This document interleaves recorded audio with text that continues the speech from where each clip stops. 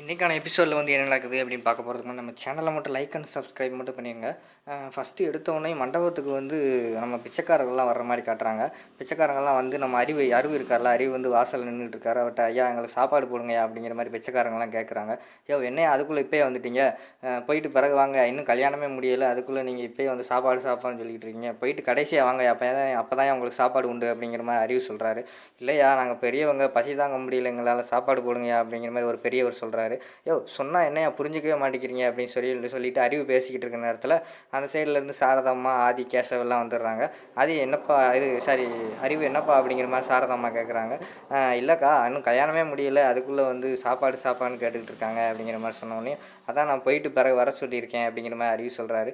ஐயா இன்னும் கல்யாணம் முடியலையா, கல்யாணம் முடிகிற வரைக்கும் கொஞ்சம் வெயிட் பண்ணுங்கய்யா, சாப்பாடு இன்னும் ரெடி ஆகலை, அதுக்கடுத்து உங்களுக்கு கண்டிப்பாக சாப்பாடு உண்டுயா அப்படிங்கிற மாதிரி சாரதாம்மா சொல்கிறாங்க. உடனே சரி சரி வாங்க போவோம் அப்படின்னு சொல்லிட்டு எல்லா பெரியவங்களும் போயிடுறாங்க. அதில் ஒருத்தர் மட்டும் சாமியார் மாதிரி நின்றுக்கிட்டே இருக்காரு. இவ்வளோ சொல்லி உனக்கு அறிவு இல்லையா, போய் கடைசியில் வாயா அப்படிங்கிற மாதிரி அறிவு வந்து விரட்டுறாரு. உடனே அவர் அமைதியாக இருந்தவொடனே போய் அவன்கிட்ட தான் சொல்கிறேன்ல, கல்யாணம் முடிஞ்சவொடனே தான் உங்களுக்கு சாப்பாடுன்னு சொல்கிறேன்ல அப்படிங்கிற மாதிரி அறிவு சொன்னவொடனே, கல்யாணம் முடிஞ்சா தானே இந்த கல்யாணமே நடக்காதே அப்படிங்கிற மாதிரி அந்த பெரியவர் சொல்கிறாரு. உடனே எல்லாருமே ஷாக் ஆகிடுறாங்க. என்னடா இவர் இப்படி சொல்கிறாரு அப்படின்னு சொல்லிட்டு சாரதாம்மா, ஐயா என்னம்மா சொல்கிறீங்க அப்படின்னு கேட்டவுடனேயும், உன் பையனுக்கு வந்து ஆல்ரெடி ஒரு கண்டம் இருந்துச்சு, அந்த கண்டத்துலேருந்து இப்போ தப்பிச்சிட்டான், இப்போ இன்னொரு கண்டமும் இருக்குது, அந்த கண்டத்துலேருந்து தப்பிச்சா தான் உன் பையனுக்கு கல்யாணம் முடியும் அப்படிங்கிற மாதிரி சொன்னோடனே, ஐயா என்னையா சொல்கிறீங்க அப்படிங்கிற மாதிரி எல்லாருமே ஷாக் ஆகி பார்த்துக்கிட்டு இருக்காங்க. ஆமாம், உன்னோட பையனோட வாழ்க்கையில் இன்னொரு பொண்ணு இருக்கா அப்படின்னு சொன்னோடனே சாரதாம்மாவுக்கு தலையை சுற்றிடுது. ஐயா என்னையா சொல்கிறீங்க அப்படின்னு சொல்லி திருப்பியும் கேட்குறாங்க. உடனே பையிலேருந்து ஒரு கயர் எடுக்காரு. கயர் எடுத்து ஆதியோட கையில் சுற்றுறாரு.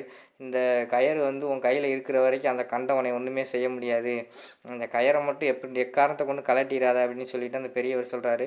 சரிங்க ஐயா, இனிமேல் கழட்ட மாட்டேன் அப்படிங்கிற மாதிரி ஆதி சொன்னவொடனையும் உடனே கேசவர் சொல்கிறாரு, அம்மா இவர் பேச்செல்லாம் நம்பாதீங்கம்மா, இவர் வந்து காசுக்காக ஏதோ சொல்லிக்கிட்டு இருக்காரு அப்படிங்கிற மாதிரி சொன்னவொடனே, நானா காசுக்காக சொல்கிறேன் அப்படிங்கிற மாதிரி அவர் சிரிக்கிறாரு.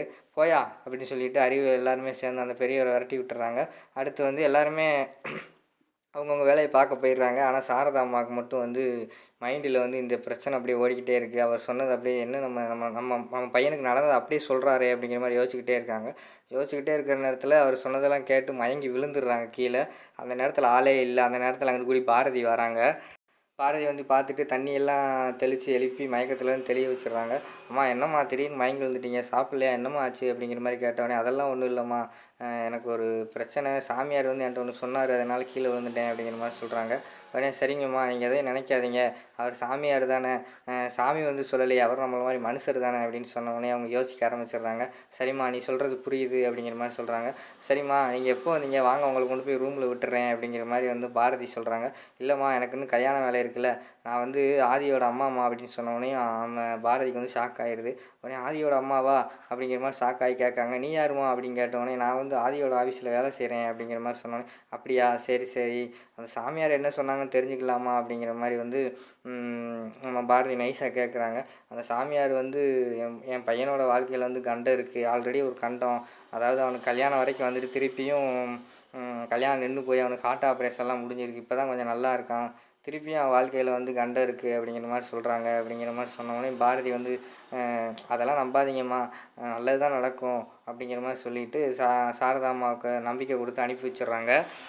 அடுத்த சீனில் வந்து அறிவு வந்து அங்கிட்டு அலைஞ்சிக்கிட்டே இருக்கார். என்ன இந்த டாக்டர் இன்னும் ஃபோன் பண்ணுறேன்னு சொன்னால் ஃபோன் பண்ணவே இல்லை, அந்த பொம்பளையை பார்த்துட்டு கூப்பிட்றேன்னு சொன்னால் அந்த பொம்பளை வேறு யாருன்னு தெரியலையே அப்படிங்கிற மாதிரி யோசிச்சுக்கிட்டே இருக்காங்க. உடனே கால் பண்ணுறாரு அவங்களோட அடியாளுக்கு. அண்ணா சார் சொல்லுங்கள் சார் அப்படிங்கிற அவங்க அடியாள் கேட்காங்க. எங்கடா இருக்கீங்க, எல்லாருமே மண்டபத்துக்கு பின்னாடி வாங்க அப்படின்னு சொன்னோன்னே எல்லாருமே வந்துடுறாங்க. வந்தவுடனே நம்ம அறிவு சொல்கிறாரு, இந்த இந்த மண்டபத்தில் யாராவது சந்தேகப்படுற மாதிரி பொண்ணு யாராக இருந்தாலும் எனக்கு உடனே இன்ஃபார்ம் ஆகணும், அது மட்டும் இல்லாமல் மாப்பிள்ளை மேலே ஒரு கண் வச்சுக்கிட்டே இருக்கணும், மாப்பிள்ளை எந்த பொண்ணுகிட்ட பேசினாலும் என்கிட்ட வந்து சொல்லணும், எனக்கு இந்த கல்யாணம் ரொம்ப முக்கியம், இதுக்கு முன்னாடியே ஒரு கல்யாணத்தை கைவிட்டேன், இந்த கல்யாணத்தை கைவிட மாட்டேன் அப்படிங்கிற மாதிரி அறிவு சொல்லி அனுப்பி வைக்கிறாரு.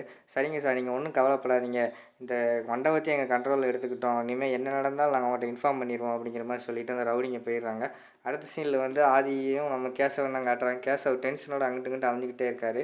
டேய் கேசவ் என்னடா இப்படி டென்ஷனோட அலையிற, கல்யாணம் எனக்கு தான்டா, நீ ஏன் தான் டென்ஷனாக இருக்குது அப்படின்னு கேட்டதுக்கு, இல்லைடா அவங்களுக்கெல்லாம் உண்மை தெரிஞ்சிருமோன்னு பயமாக இருக்குது அப்படிங்கிற மாதிரி சொல்கிறாரு. யாருக்குடா என்ன உண்மைடா அப்படிங்கிற மாதிரி ஆதி கேட்காங்க. இல்லை நான் எம்டி இல்லைன்னு தெரிஞ்சால் என் மூஞ்சியில் காரி துப்பிடுவாங்கடா அப்படிங்கிற மாதிரி கேசவ் ஃபீல் பண்ணுறாரு. எல்லாத்துக்கும் காரணம் நீ தான்டா எம்டியாக நடிக்க வச்ச, எல்லாம் நான் பாட்டில் இருந்துப்பேன், இப்போ எம்டியாக நடிச்சு நான் இல்லைன்னு சொல்ல என்னை என்ன நினைப்பாங்க அப்படிங்கிற மாதிரி ஃபீல் பண்ணுறாங்க. நீ ஒன்றும் நினைக்காத, எம்டியா நீ? எம்டி தான் எப்பயுமே. இந்த உண்மை வந்து நான் யார்கிட்டையுமே வந்து சொல்லவே மாட்டேன், நீ எம்டி இல்லை அப்படிங்கிற மாதிரி அப்படின்னு சொல்லிட்டு நம்ம ஆதி சொல்கிறாங்க. உன் வேலை என்ன, துணை மாப்பிள்ளை தானே, அந்த வேலையை மட்டும் பாரு, நீ ஒன்றும் ஃபீல் பண்ணாத அப்படிங்கிற மாதிரி ஆதி சொல்லிடுறாரு. அந்த நேரத்தில் வந்து கதவை யாரோ தட்டுறாங்க. ஐயோ, கதவை யாரோ தட்டுறாங்களே, நம்ம பேசலாம் கேட்டிருப்பாங்களோ அப்படிங்கிற மாதிரி நம்ம கேசவ வந்து பயப்படுறாரு. அதெல்லாம் கேட்டிருக்க மாட்டாங்களா, போய் கதவை தர அப்படிங்கிற மாதிரி சொன்னோடனே கேசவ போய் கதவை திறக்கிறாரு. பார்த்தா நம்ம பாரதி வராங்க. பாரதி வந்தோடனே வாங்க பாரதி அப்படிங்கிற மாதிரி ஆதி சொல்கிறாங்க. ஆதி வந்து உள்ளே வந்துட்டோம், நீங்கள் ஏதோ பிஸியாக பேசிக்கிட்டு இருந்த நேரத்தில் நான் வந்துட்டேனோ அப்படிங்கிற மாதிரி கேட்காங்க.